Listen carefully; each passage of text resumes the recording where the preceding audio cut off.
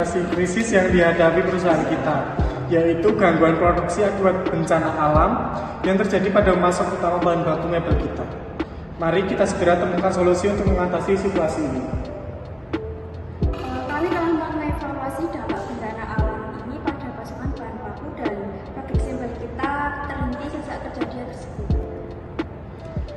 Yang ini saya tanyakan, apa sih penyebab utama gangguan ini dan bagaimana dampaknya pada produksi dan ketersediaan stok? Ada yang bisa menjawab? Penyebab utama gangguan produksi ini adalah bencana alam yang menyebabkan pemasok utama bahan baku kita. Banjir yang terjadi di daerah tersebut menyebabkan fasilitas pemasok mengalami kerusakan signifikan. Dampaknya sangat terasa pada produksi kita karena pasokan bahan baku utama terhenti dan stok yang ada terpaksa harus dialokasikan dengan sangat hati-hati. Dampak pada produksi: 1. Berhentinya produksi. Produksi mebel kita berhenti sejak kejadian bencana tersebut karena keterbatasan pasokan bahan baku kunci. 2. Penundaan pemesanan. Kita tidak dapat memenuhi pesanan pelanggan sesuai jadwal yang berdampak pada kepercayaan pelanggan dan potensi penurunan pendapat. Bagaimana sih upaya kita untuk identifikasi pemasok alternatif yang dapat memberikan bahan baku dengan kualitas yang stabil? Izin menjawab.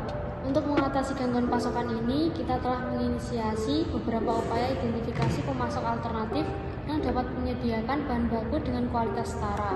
Langkah-langkah yang telah diambil: yang pertama, riset dan pencarian pemasok alternatif. Tim melakukan riset intensif dan pencarian pemasok potensial yang memiliki reputasi baik dalam menyediakan bahan baku sejenis dengan kualitas yang setara. Yang kedua, jaringan industri dan koneksi. Kita memanfaatkan jaringan industri dan koneksi yang sudah ada untuk mendapatkan rekomendasi dan informasi lebih lanjut mengenai potensi alternatif yang mungkin belum terpikirkan sebelumnya. Yang terakhir, uji kualitas dan sampel. Tim pengawasan kualitas melakukan uji kualitas pada sampel bahan baku dari pemasok alternatif untuk memastikan sesuai dengan standar kualitas kita. Apa strategi pemulihan operasional, termasuk langkah-langkah konkret yang perlu diambil untuk memulai kembali produksi? Izin menanggapi, dalam upaya pemulihan operasional pasca gangguan pasokan, strategi dan langkah-langkah konkret yang akan kita ambil untuk memulai kembali produksi ada: 1. Evaluasi sisa stok dan bahan baku alternatif. Caranya dengan memeriksa sisa stok bahan baku yang masih tersedia dan identifikasi alternatif bahan baku yang dapat digunakan untuk memulai produksi. Yang kedua, prioritaskan pesanan yang mendesak. Identifikasi pesanan pelanggan yang memiliki prioritas tinggi dan fokus pada pemenuhan pesanan yang terlebih dahulu dipesan.